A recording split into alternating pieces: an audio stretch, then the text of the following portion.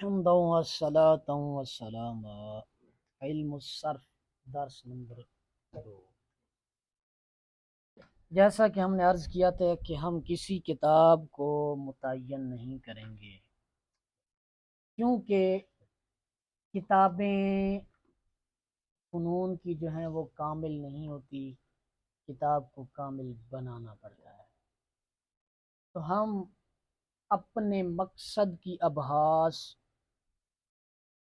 اٹھاتے جائیں گے کتابوں سے، اور خود حاضرین جو ہیں وہ لکھتے جائیں گے، اور آخر میں ایک مجموعہ صرف تیار ہو جائے گا۔ کیونکہ مبتدی کا ذہن اس قابل نہیں ہوتا کہ وہ 4-5 کتابوں سے بحث کو سمجھ سکے، تطبیق دے سکے کہ علم و صیغہ والا کیا کہتا ہے، تسہیل والا کیا کہتا ہے، ٹھیک ہے، میزان والا کیا کہتا ہے۔ اس وجہ سے ابتدائی دورہ جو ہے یہ اس میں تقریباً 30 سے 35 اسباق میں اس کو سمیٹا جائے گا، اور تقریباً تمام ابتدائی طور پر فن جو ہے صرف کا وہ آپ کے پاس آ جائے گا۔ اس کے بعد پھر کتابیں صرف پڑھی جائیں گی، اور وہ باتیں اس میں سے نکالی جائیں گی جو ہم نے اپنی تحریروں میں نہیں پڑھی ہوں گی۔ تو پہلے درس میں نے آپ کو مبادیات بما مقاصد پڑھا دیے تھے، اور چند اور چیزیں بھی پڑھائی تھی۔ آج ہم چند ابتدائی اصطلاحات پڑھیں گے، چند ابتدائی اصطلاحات پڑھیں گے جو ہمیں پورے فن میں معاون ثابت ہوں گی ہمارے لیے۔ پہلے نمبر پر کل جو ہے وہ درس ہمارا 2 ابحاث پر مشتمل ہے۔ پہلے نمبر پر حرکات و سکنات کی کچھ وضاحت ہے، اور پھر آگے چند اصطلاحات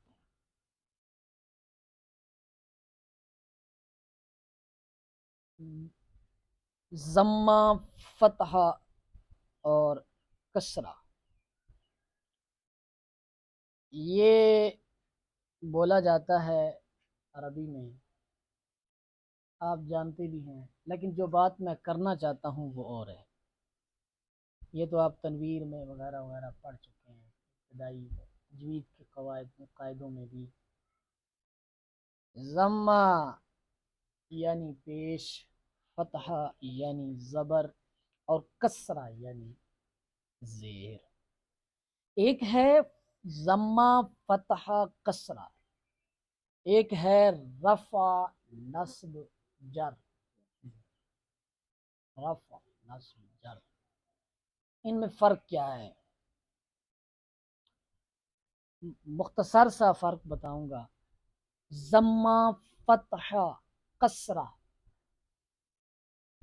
اس سے مراد پیش، زبر، زیر ہے، لیکن رفع، نصب، جر، اس سے مراد وہ پیش ہے، وہ زبر ہے، وہ زیر ہے جو کسی لفظ کے آخری حرف پر ہو۔ یہ بھی آپ پڑھ چکے ہیں۔ اس سے اگلی بات، اب آپ کو فرق پتہ چل گیا ضمہ، فتحہ، کسرہ کا اور رفع، نصب، جر کا۔ اب ہم جب کسی لفظ کے اندر کی حرکات بیان کریں گے تو ہم کہیں گے میم ضمہ کے ساتھ، میم فتح کے ساتھ، میم کسرہ کے ساتھ، ٹھیک ہے۔ جیسے ضربہ میں ضاد ہے تو اس کی ہم حرکت بیان کریں گے کہ بالفتح، فتح کے ساتھ۔ لیکن جب آخری حرف کی حرکت بیان کریں گے تو پھر ضمہ، فتح، کسرہ کے ساتھ نہیں بلکہ رفع، نصب، جر کے ساتھ بیان کریں گے۔ اور رفع، نصب، جر یہ حالت بیان کرنے کے لیے آتا ہے، حالت رفعی، حالت نصبی، حالت جری، یہ حالت بیان کرنے کے لیے آتا ہے، اور یہ ضمہ، فتح، کسرہ یہ زیر زبر پیش بیان کرنے کے لیے آتا ہے۔ آگے جی حرکت آپ جانتے ہیں زبر زیر پیش کو کہتے ہیں، تنوین بھی آپ جانتے ہیں دو زبر دو پیش دو زیر کو کہتے ہیں، سکون اور جزم یہ بھی آپ جانتے ہیں، حرکت نہ ہونے کو کہتے ہیں، تشدید ایک حرف کو دو بار ایک سکون اور حرکت کے ساتھ پڑھنا، جیسے عدہ بہت پر جو ہے تشدید ہے، تشدید کا نشان آپ دیکھ رہے ہیں جانتے ہیں، ایک حرف کو دو بار ایک سکون اور ایک حرکت کے ساتھ، عدہ عدہ تھا اصل میں، عدہ ٹھیک ہے، مدہ اصل میں مد دا تھا، یہ پھر کیسے بنا یہ پھر آگے آئے گا، مد دا ایک سکون ہے دال اور دوسرا دال کی زبر کے ساتھ ہے، اس کو تشدید کہتے ہیں۔ اس کے بعد ساکن وہ حرف ہے جس پر حرکت نہ ہو، مشدد وہ حرف ہے جس پر تشدید ہو، حرف علت، حروف علت، حروف علت تین ہے، واو الف یا، ان کا مجموعہ باج ہے۔ یہ تھا حرکات و سکنات کا بیان۔ اس کے بعد ہے جی چند اصطلاحات۔ پہلے نمبر پر لغت، لغت کا لفظی معنی ہے بولی زبان، اور لغت کا اصطلاحی معنی کیا ہے؟ اصطلاحی معنی ہر قوم کا وہ کلام اور آوازیں جس سے وہ اپنے اغراض و مقاصد کا اظہار کرے، جیسے میں نے قلم بولا تو میں نے اس سے آلہ کتابت مراد لیا، آلہ کتابت مراد لیا، ہماری لغت میں قلم ٹھیک ہے یہ بولا جاتا ہے آلہ کتابت پر، ٹھیک ہے۔ اسی طرح عرب کی لغت میں بھی قلم سے مراد آلہ کتابت ہے، فارسی کی لغت میں بھی قلم سے مراد آلہ کتابت ہے، کسی قوم کا اس وجہ سے انہوں نے کہا ہے۔ اس کے بعد اصطلاح ہے کہ اصطلاح کیا ہوتی ہے؟ اصطلاح کا لفظی معنی ہوتا ہے باہم صلح کرنا، باہم متفق ہونا، اور اصطلاح کا اصطلاحی معنی کیا ہے کہ اصطلاح کیا ہوتی ہے، اصطلاح سے مراد کیا ہے؟ کسی علمی یا فنی گروہ کا کسی لفظ کے لغوی اور عام معنی کے علاوہ کوئی خاص مفہوم مقرر کر لینا، جیسے کل بھی میں نے یہ مثال دی تھی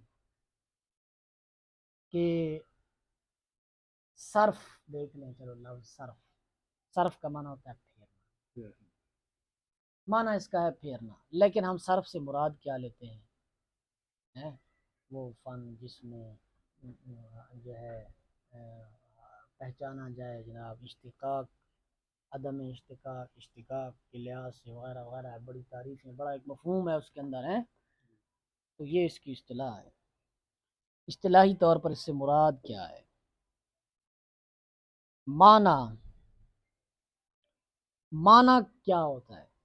معنی کا لفظی معنی ہے قصد، ارادہ کرنا، اصطلاحی معنی ہے ما یقصد بشیء، جو کسی چیز سے مقصود ہو، جو کسی چیز سے مقصود ہو، مثلا کوئی لفظ بولا ہے آپ نے، کوئی جملہ بولا ہے، اس کا معنی کیا ہے، اس سے مقصود، مقصود اس سے کیا ہے، اس کو کہیں گے معنی۔ صیغہ، لفظی معنی ہے بنانا، سونے اور چاندی کو سانچے میں ڈالنا، اصطلاحی تعریف صیغہ کی۔ کلمہ کی وہ حیت، شکل و صورت جو حرکات و سکنات اور حروف کی تبدیلی سے حاصل ہو، کلمہ کی وہ حیت جو حرکات و سکنات اور حروف کی تبدیلی سے حاصل ہو، جمع سالم، اس کو چھوڑ دیں آگے آ جائیں۔ کلمہ وضع کے اعتبار سے اکیلے معنی پر دلالت کرنے والا لفظ، وضع کے اعتبار سے اکیلے معنی پر دلالت کرنے والا لفظ،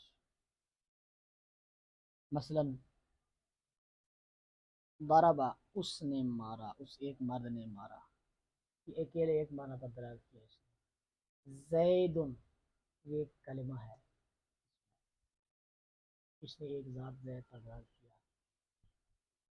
اسی طرح فی حرف جارہ ہے، اس نے ایک ذات پر دلالت، اس نے ایک معنی پر دلالت کیا۔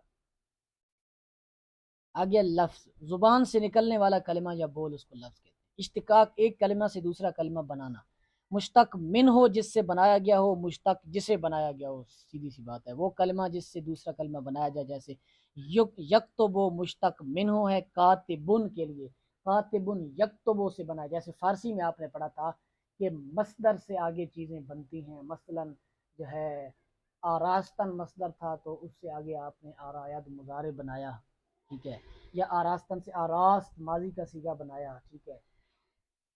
تو مصدر جو تھا یہ مشتق منہ تھا، جو آپ نے آراست بنایا یہ مشتق ہے، اور یہ جو فعل، یہ جو کام ہے، یہ اشتقاق ہے۔ مشتق کا اصطلاحی معنی، اصطلاح میں وہ کلمہ جس کو دوسرے لفظ سے بنایا گیا ہو، جیسے یکتب و کاتب مشتق ہے۔ بس اتنا ہی آج کا ہمارا درس ہے، اور اس کے بعد پھر انشاءاللہ باقاعدہ آگے اسباق شروع ہوگی۔